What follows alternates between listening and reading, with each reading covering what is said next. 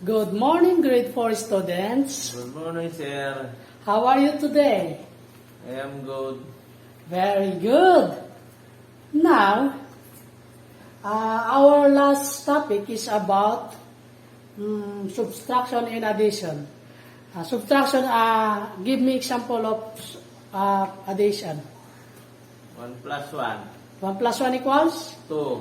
Very good. Thank you so much. Now, our topic for today is about multiplying two digits, numbers, and one digit number. And what is one digit number and two digit number? Our learning objectives is, first is, the student will be able to understand the process of multiplying two digits number by one digits number. And second is apply multiplication strategies expanded form or place value strategy. And the third is solve multiplication problems independently with accuracy, confidence. And the last one is work collaboratively to discuss and solve the problem. Now,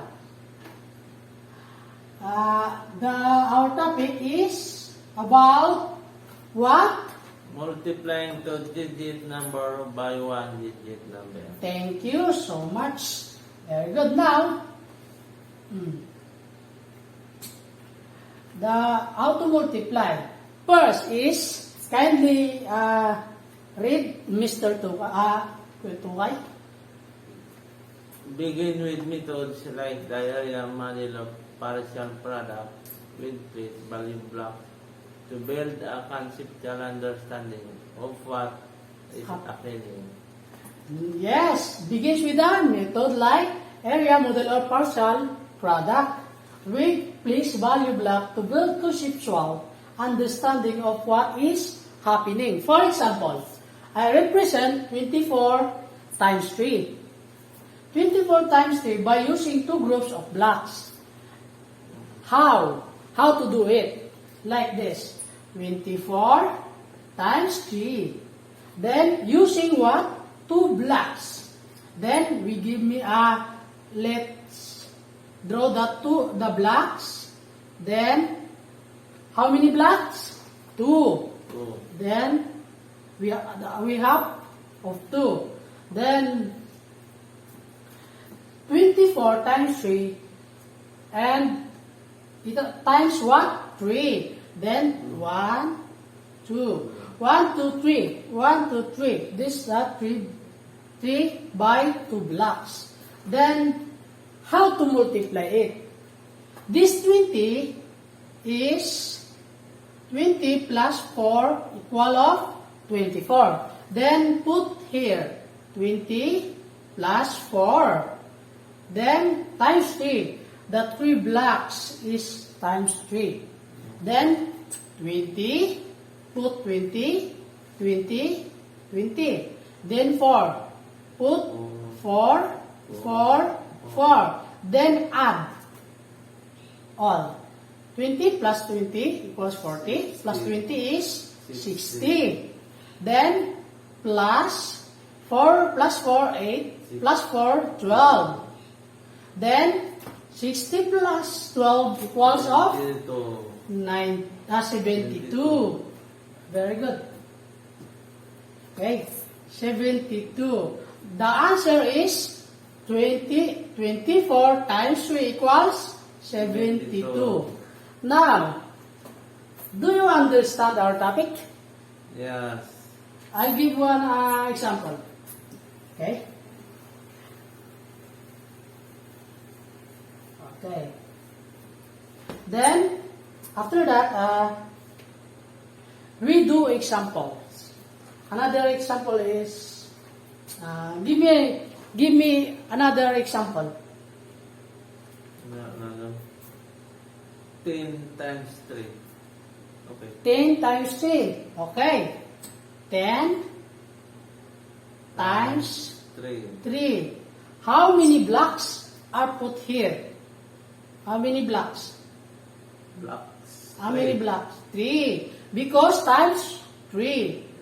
Yeah. Yeah, we draw blocks. Then 3 times 3.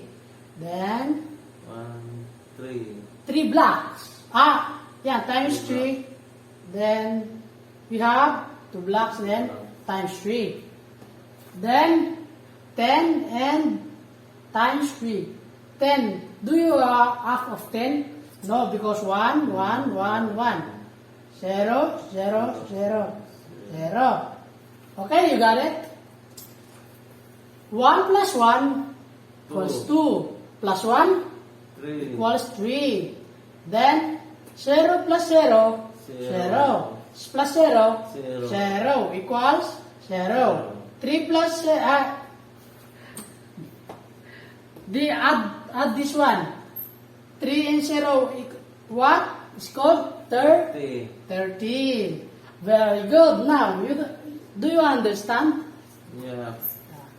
I will give you a question. Then kindly your answer. I'll give you we do together. We do 23 times 2. 23 times 2. Using how many blocks? 2. Okay.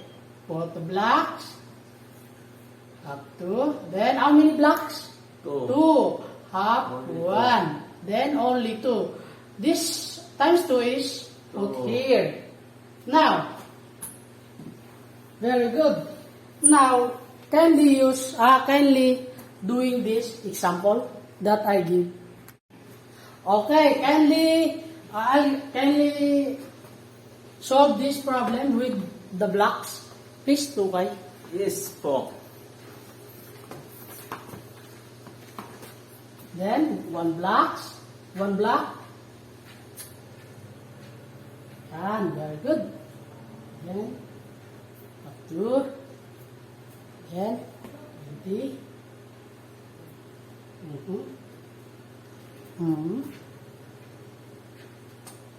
Equal of? 2 plus. Yeah.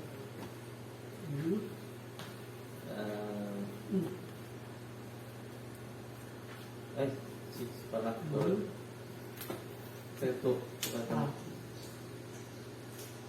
Ano ba mo?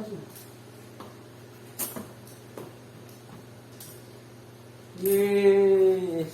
Yay! Very good. Students, what did you think? It's wrong or right? Correct. Correct?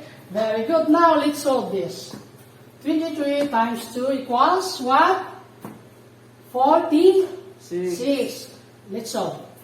20 put here, then and 23 and 3 is put here. Then 20 plus 20 equals what? 40. Then 3 plus 6. 3 equals 6. Then add the 40 plus 6 equals 46. Thank you so much. Let's clap for them. Very good. Now, I'll give you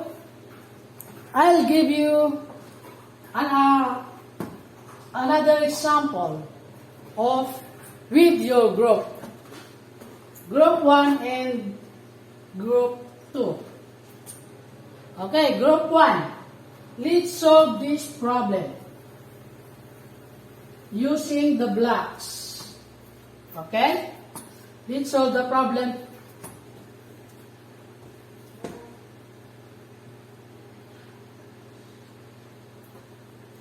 (32 times 3).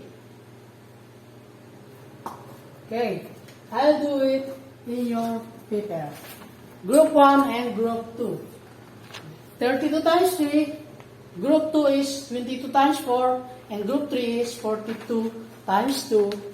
Let's do it.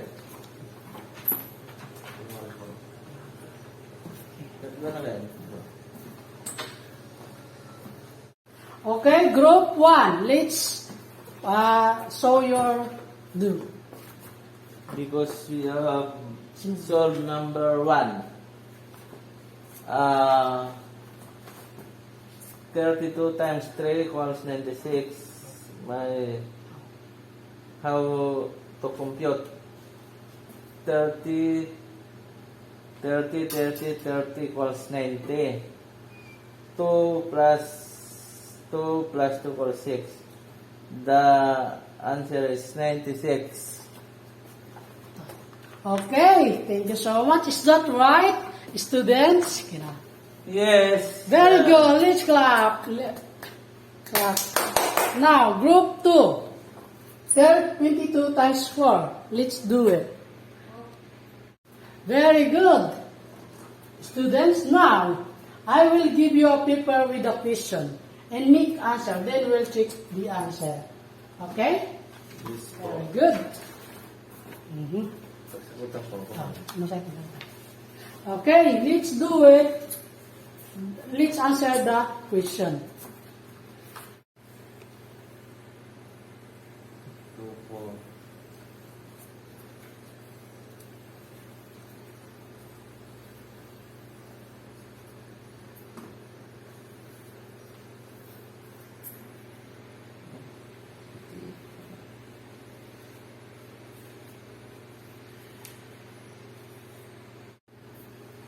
Okay, we will check your answer. 22 times 4 is how to do it with the blocks. Okay, with the blocks, kindly show your answer. Then, 4 blocks. how many blocks? 4 blocks. Thank you. 22 times 4, 22, 20, ay, 2, plus 20, 20, 20. This, 2, 2, 20 plus 2, 20 plus 20, 40 plus 20, 60 plus 20, 80. 20, 2 times, 2 plus 2, 4 plus 2, 6, plus 2, 8. 8. 80 plus 80 equal, 80 plus 8 equals 88. 88. Is that your answer, the question number 1? Yes. Very good. Kindly check. Now, proceed with number 2. Okay? We do it all. Thank you so much, classmate. Kindly clap yourself. Now, tomorrow is we don't have assignment. Thank you. Okay, goodbye. Bye.